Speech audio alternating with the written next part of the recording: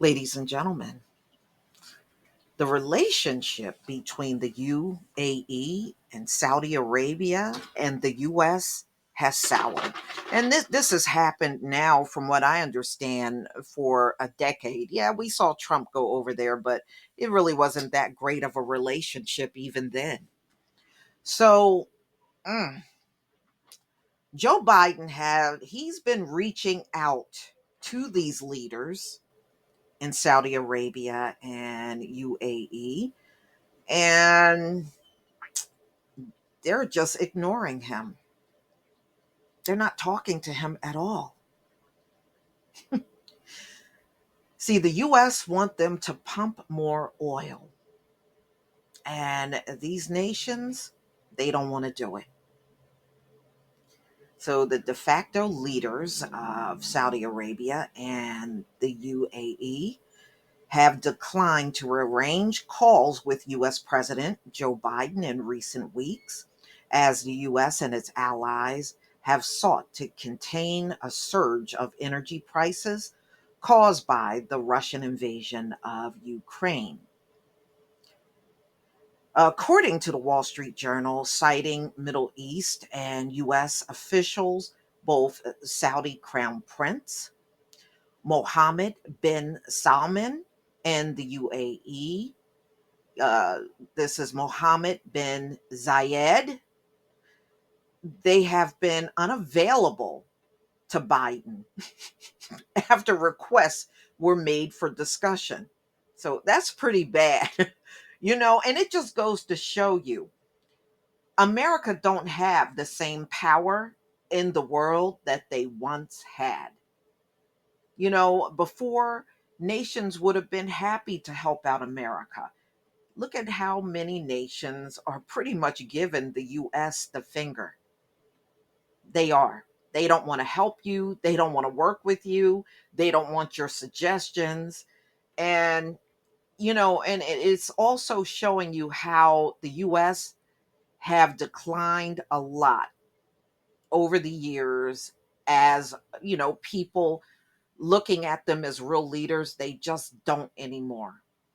And we heard all of this during the pandemic too. People were looking at America like, wait a minute, you boast all about this and boast about that, and you were last in the world? you know? And then don't forget, China overtook America's economy. China is now number one on earth, not the US, you know?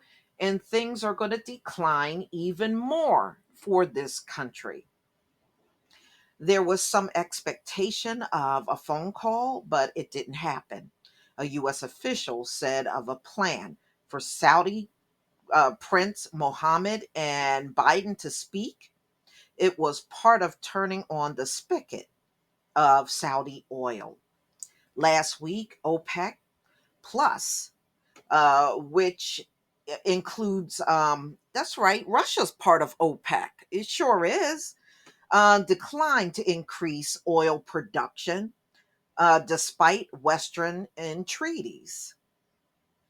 But reports of a frigid communication with Saudi Arabia come as the Biden administration seeks to increase oil supply after formally banning Russian oil imports on Tuesday, pushing oil prices. It's $130 a barrel, which they said is the highest level in 14 years. However, the US has, for the first time in years, opened up diplomatic channels with Venezuela. I tell you what, if I was in Venezuela, I would not trust the US. Look at all the sanctions they kept on them for decades.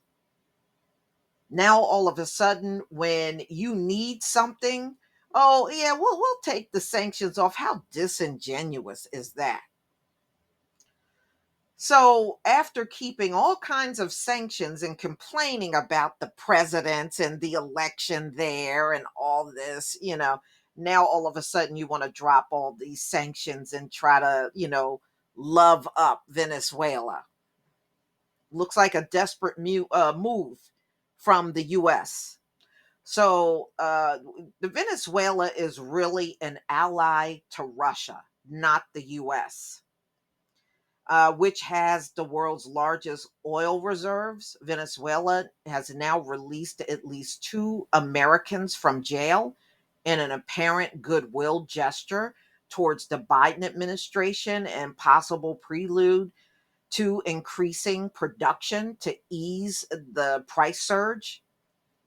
Relations between the US and Saudi Arabia has chilled during the Biden administration over American policy in the Gulf region.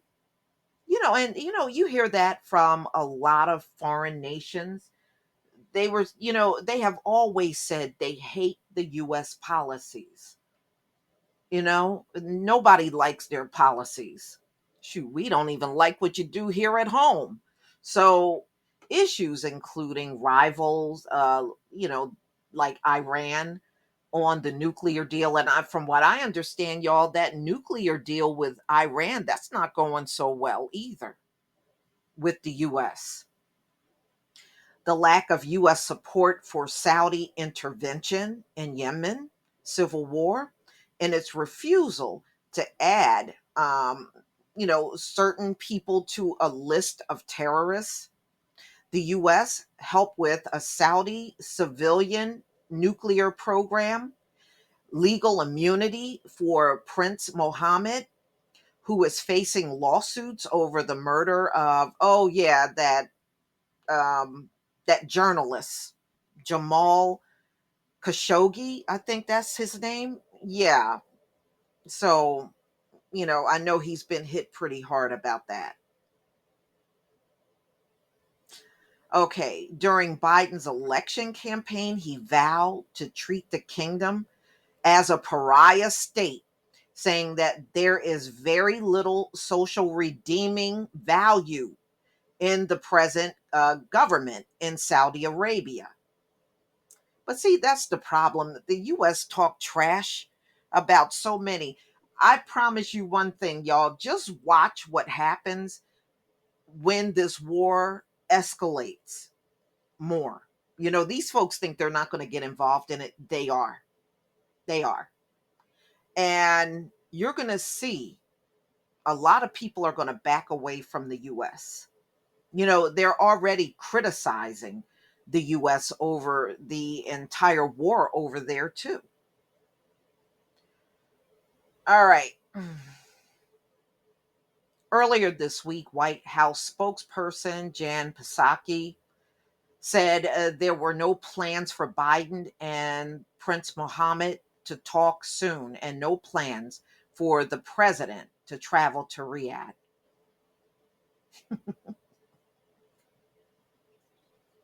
So today we're going through a stress test, but I am confident that we will get out of it and get to a better place. Yeah, we shall see. The two Gulf nations are regarded as the only global suppliers with capacity to pump more oil to ease the price surge.